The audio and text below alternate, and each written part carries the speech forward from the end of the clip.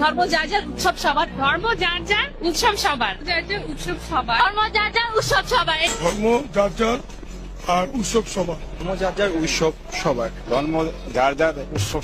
আজ পর্যন্ত কোনদিন মুসলমানদের উৎসব শবে বরাত একটা হিন্দু মসজিদে দেখার জন্য আসলো না।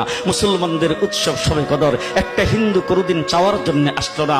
মুসলমানদের উৎসব রমজান মাসের রোজা একটা হিন্দু কোনদিন তোমার সাথে সমাজ করার জন্য রাখলো না। একটা হিন্দু কোনদিন তোমার ঈদের নামাজে আসলো না।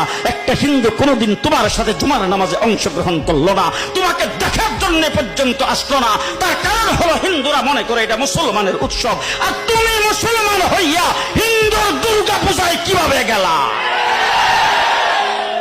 তোমার কি হয়ে গেল? তোমার কি লজ্জা শরম তুমি ধুয়ে ফেলে দিয়েছো? তোমার কি কোনো লজ্জা শরম নাই? লজ্জা শরম নাই? আবার কি সুন্দর বলতেছ, ধর্ম যার যার উৎসব সবাই। হাই হাই হাই, ও মুসলমান যুবকেরা ভালো করে শোনো, ধর্ম যার যার উৎসব সবাই, তাইলে বিয়া যার যার বউ তো সবাই। যে বিয়ে যার যার বউ সবার, পুষ্কুনি যার যার মাছ সবার, গাছ যার যার ফল সবার, ক্ষেত যার যার ফসল সবার, দোকান যার যার মাল সবার। এখন ঘুমাইছে কি কথা বলেন না কেন?